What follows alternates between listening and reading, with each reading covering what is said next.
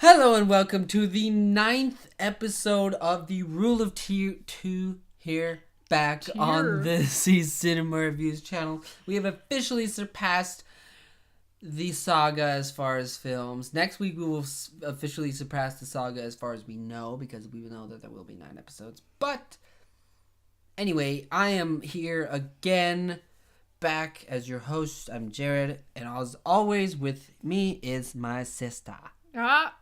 The Leia to my Luke. What?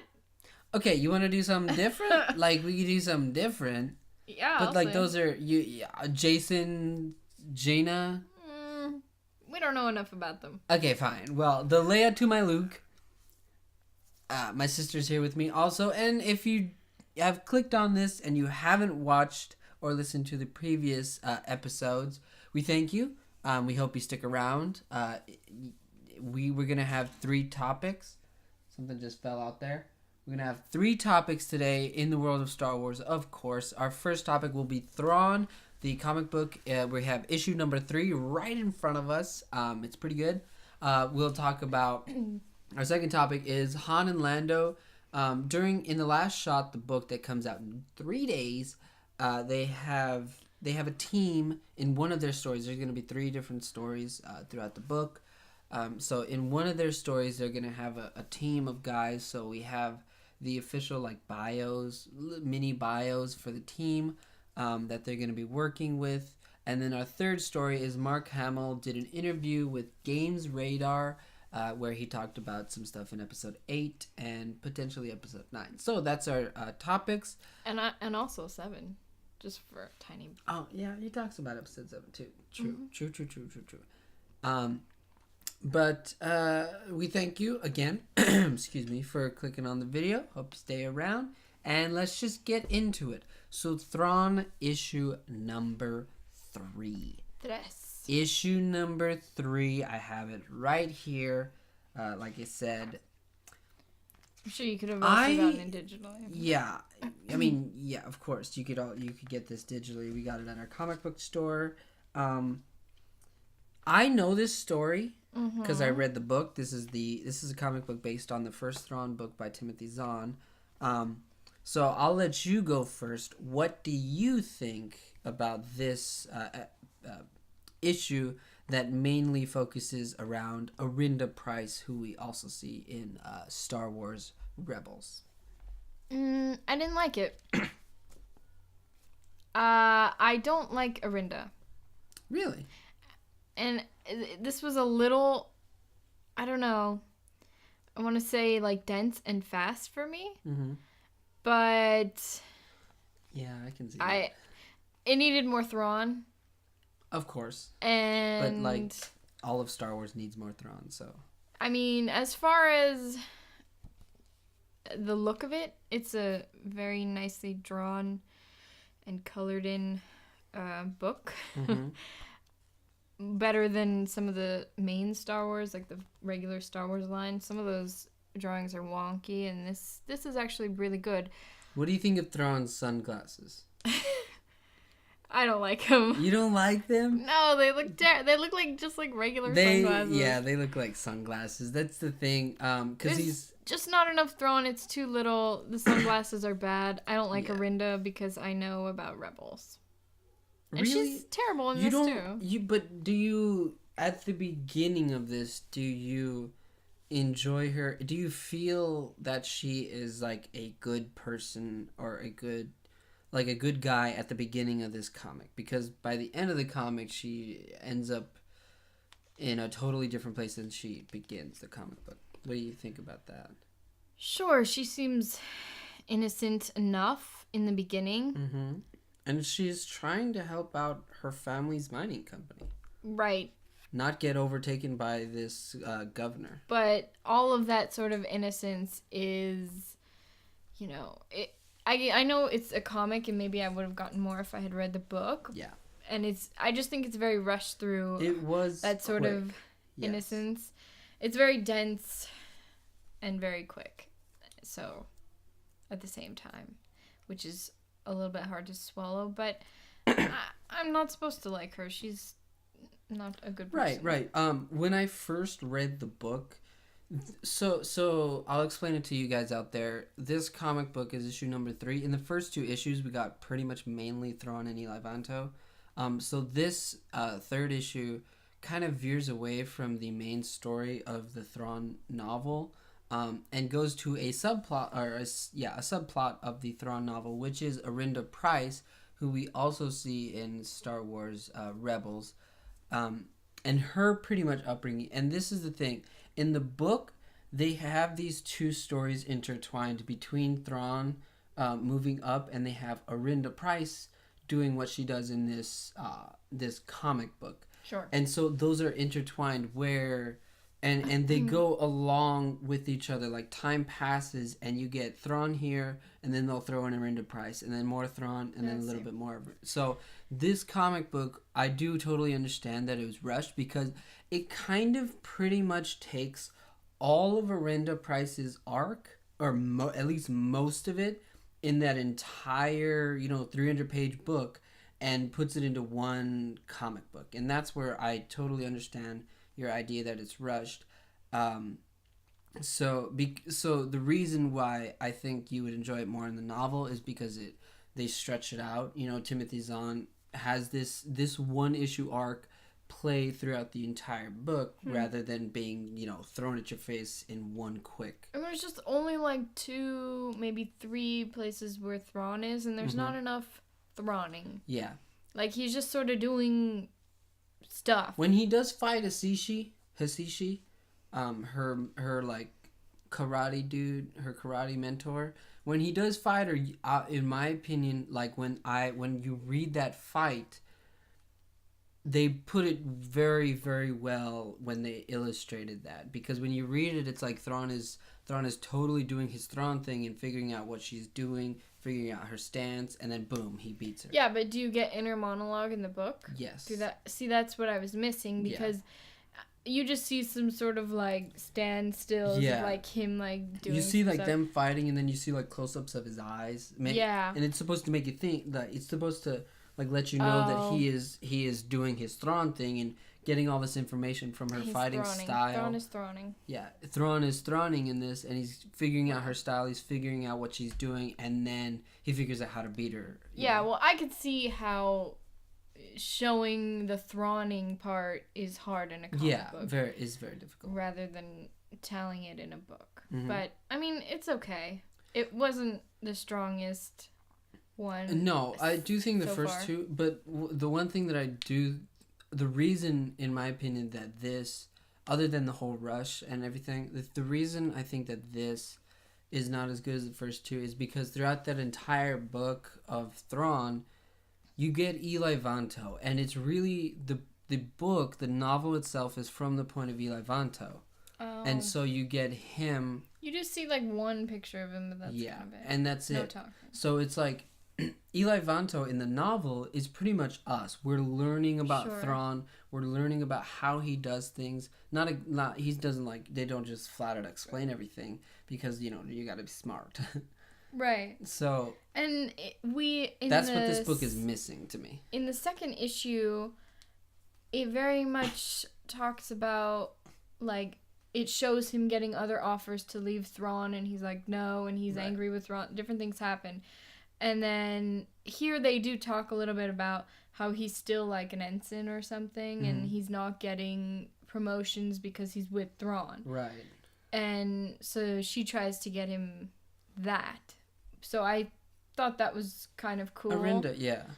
Talking about the whole like sort of, I don't know if it's racism or speciesism. Yeah, it's basically racism against Thrawn. Yes, because he's an alien, which I do like. I like exploring that because it's just... It makes sense. Yeah.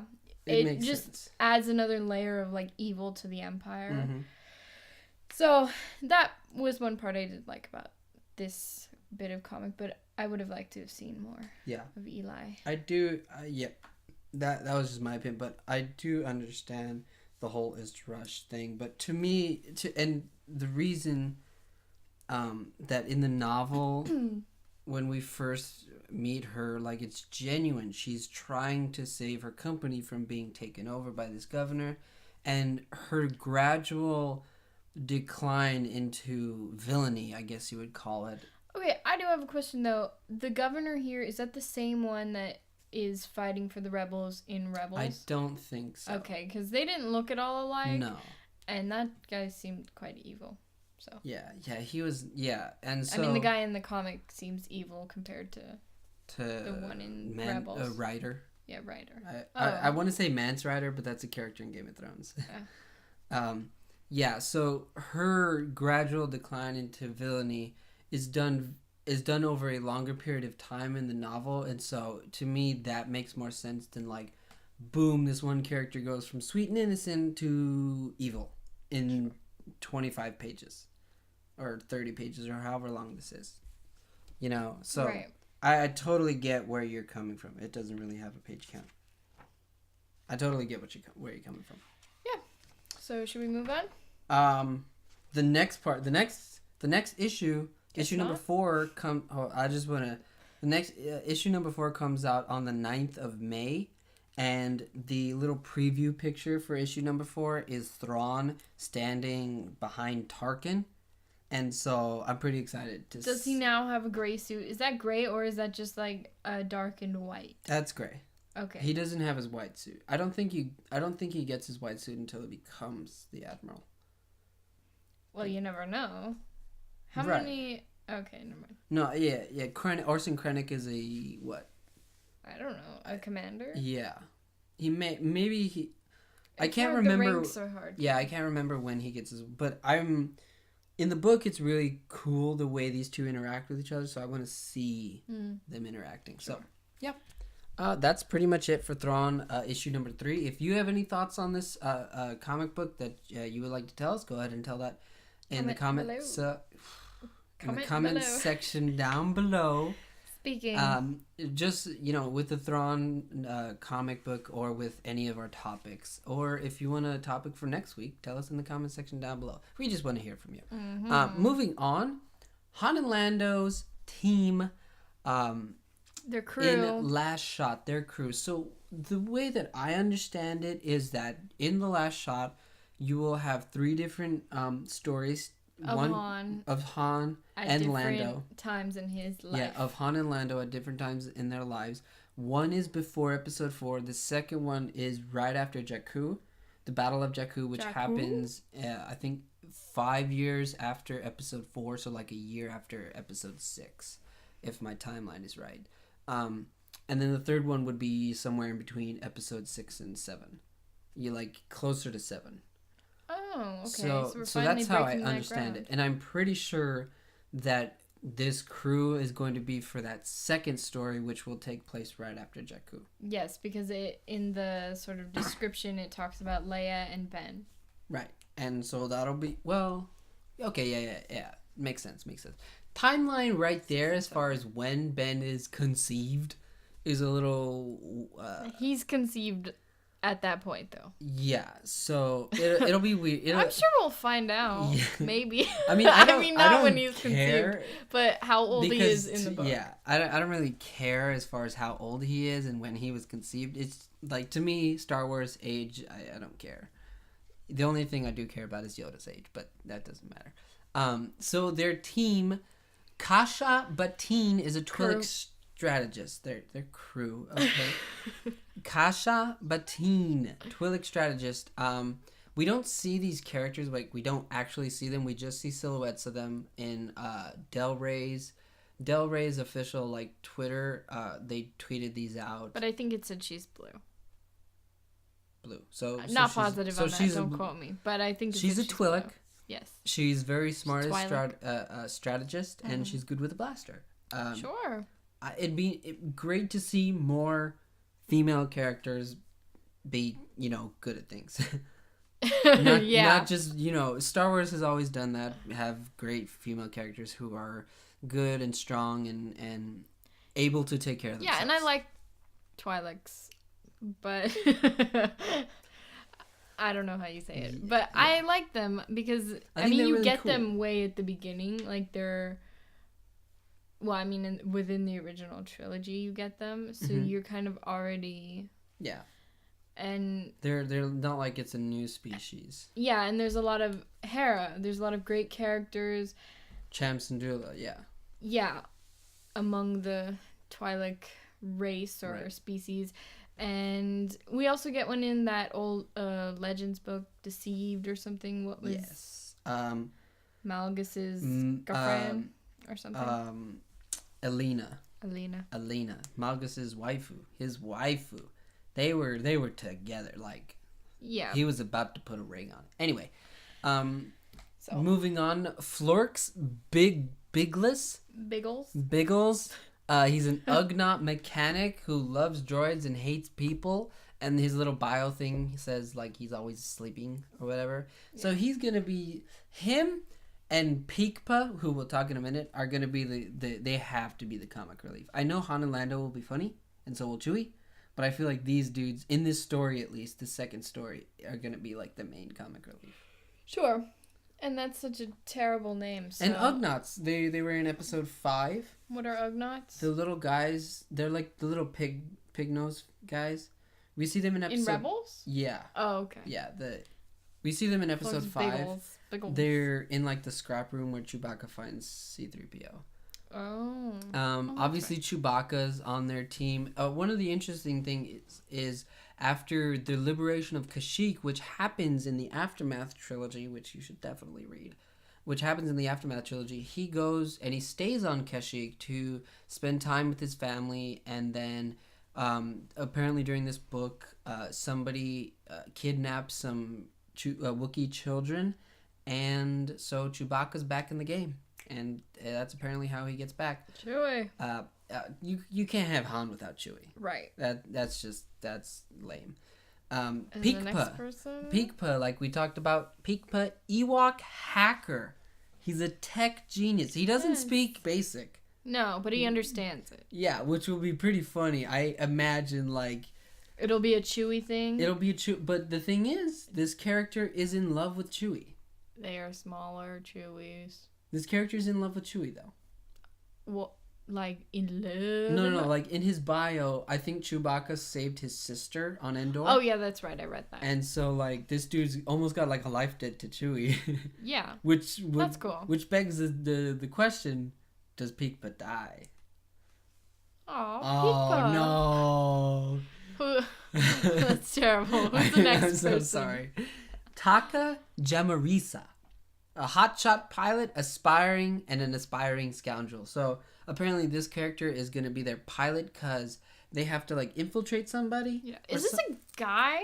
I don't know. Because the silhouette looked very ambiguous. Yes. And the bio didn't really give us. I assume it's a dude because like bald women. Dora Milaje. I'll give you that. And Nebula. No. In Star Wars. Voss's girlfriend? Oh, yeah. I forget her name. Asajj Ventress. Yes, Asajj Ventress. She was bald for a while. Taka Jamarisa.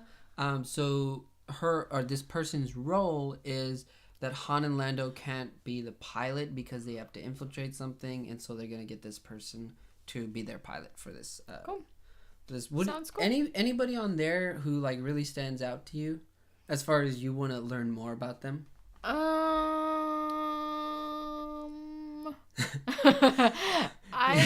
I mean, I guess Taka and Kasha? Kasha? I think Kaasha. I don't know. Well, those two, we'll figure it out. I'd like to see, especially since Taka, we don't know very much. The silhouette doesn't give much away. Right. I want to find out. I like Twi'lek. I think Twi'lek's if he's cool. Human or she's and human. And you totally know that like Lando's gonna be flirting with one of these people.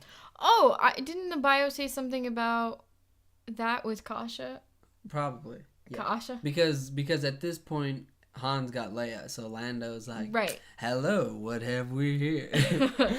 No, I'm pretty sure it said something. If not her, another character. It was saying that he's stirrings or feelings. Probably probably the Twi'lek. Twi'leks we've seen, Like all the women. Yeah, and they always say they're super. Yeah, they're super beautiful pretty. and like every single Twi'lek like female we've seen has been very pleasant to the eyes. They're not ugly people. Right. Only the dudes. Like some of the dudes. Some of the dudes. Cham does. Oh man. That like forehead jet is extreme. Yeah. So, but yeah, those two characters I'd like to read more about. To me, it's Peekpa. Like an Ewok an Ewok hacker. And Biggles. Everybody. Yeah. Biggles I hope like this is gonna be so fun. But like I just can't wait to hear like Peekpa like barely being able to reach over the control. Like Chewie's gonna have to pick him up to see these computer screens. He's and gonna stuff. be like the Porgs, just like sitting on the controls. It's gonna be doing his thing. Yeah. I think it's cool. Yeah. I can't wait for this book. Everybody sounds interesting. 3 days. I think 2 days now. And who? Yeah, do we know who's? Is this coming out on audio? Yeah, I already checked. Do we know who's doing it? I already checked the audiobook. I don't think I checked who was doing it, but it does come out on Audible in 2 days. So, gonna be hitting that book pretty hard. I might not do it because I kind of have a lot to do this week, but we will have an update. Probably we'll do update next week as far as where we are and what we think so far, and then probably next week we will have a book to review next week, won't we? Yes, we'll have the duology of The Hand of Thrawn. So, sticking with the Thrawn stuff. Anyway, let's move on to Mark Hamill. He did an interview with Games Radar where he pretty much talked about Star Wars and the new Star Wars. And usually Broom Boy. Yeah, Broom Boy. We have him talking about Episode 7 a bit and Episode 8. And his thoughts on maybe why he won't come back in Episode 9, but you never know. He said that as of this point, he does not know if he's coming back for Episode 9. We totally know he's coming back, but at this point, he doesn't know it. But what... Someone should tell him. Someone should tell Dude, Scott. You're coming back. Yeah. What do you think about his thoughts about Broom Boy? I thought it was very much in line with his character, because at the end his character says, "I will not be the last Jedi," and he basically said, when you see Broom Boy, it kind of proves that Rey will not be the last, and he will not be the last, Rey will not be the last. It will go on and on forever. I think his quote was like, I won't be the last and Rey won't be the last. Like, Rey's the last Jedi until the next generation. Yeah, until the next one. Yeah. So I think it was very much, he was taking a very Luke stance on that, which is great. He's Luke.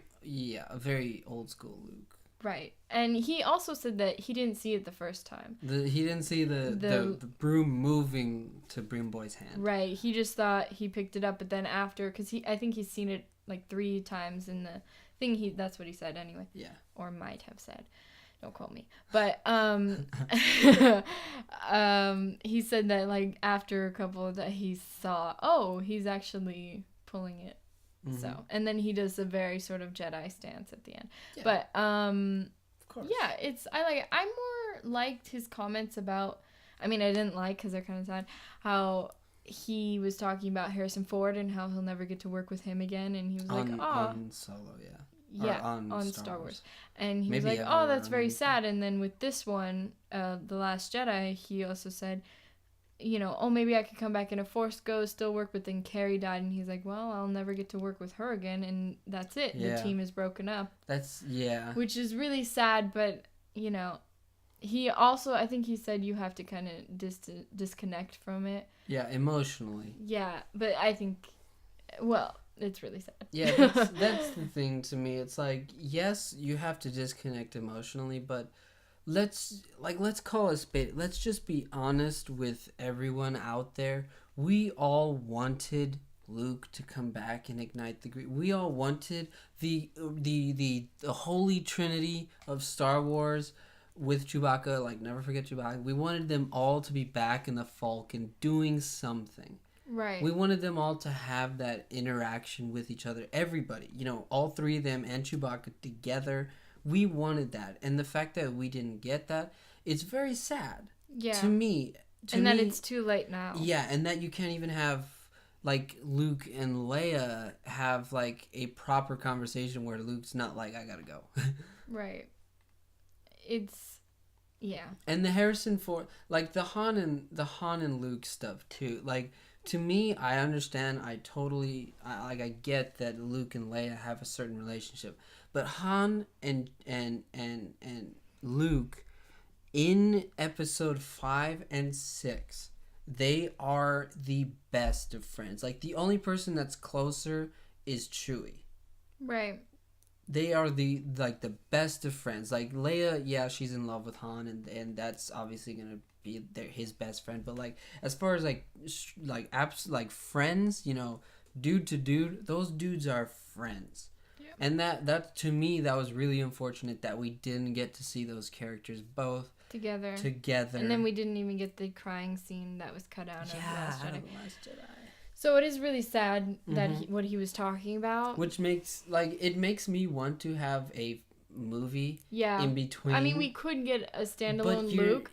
But you're not going to get Harrison Ford and Mark Hamill back together. No, you'd have to use Alden and then whoever Luke. You'd have, Sebastian Stan. You'd have to use Alden and Sebastian Stan for Luke. And then whoever for Leia, if that's the way they want to go. And, Do you think they should have... Because in Rogue One, a lot of people didn't like the CG for Leia and Tarkin. Do you think they should have not done that? Just cast somebody who looked marginally like her? No. I'm totally fine with the CG. And But if she were to appear in like a Luke film... Would you want that CG again, or would you just want them to cast some girl? It depends. The one thing I'm going to wait for is The Irishman, where Scorsese's going to have Bob De Niro, Al Pacino, all doing that de-aging CG. Sure. I'm going to wait till I see that, and if that looks crisp and good, I'm going to be like, hey, Star Wars. Like, here you go. You got the money. You can do the CG. Yeah. But they said they wouldn't do that, I think. They said they wouldn't recreate Leia. Yeah, and that's the thing. So they'd have to cast. Yeah. To me, you would do something like Bloodline, where Leia is not exactly in there. You can still have like a hologram of her, like a holocall or whatever they call it. You can have one of those, and so that CG doesn't have to be perfect Leia because it's a hologram, Right. You can get it close enough, and then people will suspend their belief because it's a hologram. It's not like the person's actually there. Right. Because I think that's how you make the Han and Luke story work. This is all very sad, but yeah. I don't know. What else does he talk about in that interview? Episode 9. He talks about maybe not coming back in episode 9, not because he doesn't want to. I feel like he talks about it because of his end in episode 8, where it's like, Guy's been saying he had a full arc for like 20 years. At the end of Jedi, Return of the Jedi, he was like, he had a full arc. They bring him back, and now he's kind of...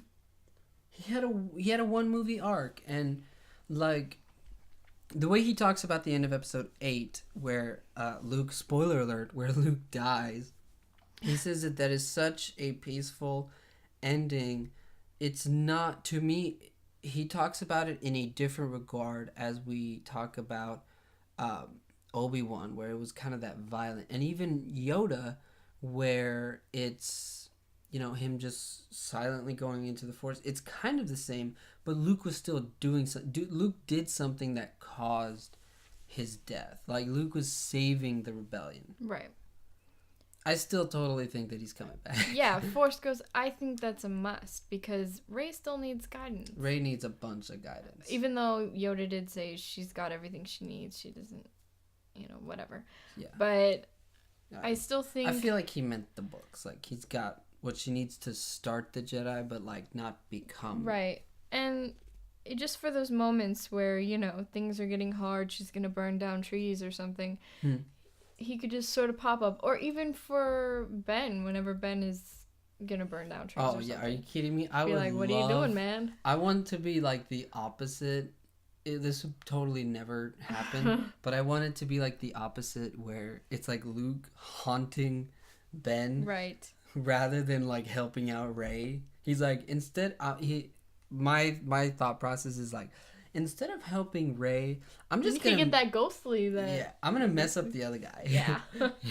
Or they can throw us a curveball and he had a kid somewhere and he shows up to that kid and is like, you know, there's a rebellion over there. They need you. Yeah, we also know that Rey wasn't the first person to find him in Octo. We know that. Really? That is canon, yeah. That he wasn't... Who was? That she wasn't the first person. We don't know. Oh. It's kind of like Snoke's other apprentice. I didn't know that. He had another apprentice, but we don't know who they are. Snoke had another apprentice? Where are you getting all this from? This is all, like, canon. From where? From, like, StarWars.com or something like that. Oh. But yeah, we do know that, like, Snoke had another apprentice, and we do know that Luke... There was somebody else came to Octo to find Luke, and presumably to be trained by him or something. Sure, and he was like, nah. Go away. Yeah. And that person didn't have Chewie to be like, kick down the door. Right. Okay, well, that's interesting. Yeah. A lot of good stuff. I want a Luke kid. Yes, so next week, you guys, we will definitely be doing the review of the Hand of Thrawn duology. I probably will do a dedicated movie to that as well. A dedicated movie? Or video to that as well. Like, dude, you got the just budget. like a separate video, but next week we will have her thoughts and some of my thoughts on the Hand of Thrawn duology. Mostly my thoughts. Mostly her thoughts because she's got some stuff. And other than that, we'll see what else pops up. What shakes out of the Disney machine, the Lucasfilm. Lucasfilm. Hopefully Kathleen Kennedy, says something. Maybe we'll have some more stuff on Solo. It's really up to the Force to decide. But that is pretty much it for today. We thank you so much. If you've lasted this long, hey, good on you. Go ahead and hit that subscribe button if you haven't already, of course. Hit that like button. I don't know what it does, but apparently people, want to have a lot of likes. Hit the like button. We have a Facebook page. It is facebook.com/CCinemaReviews page. That link will be in the description. We have a Twitter. We are on Twitter at CCinemaReviews. We tweet out all of our videos, so follow us on there. You'll get updated every time we put up a new video.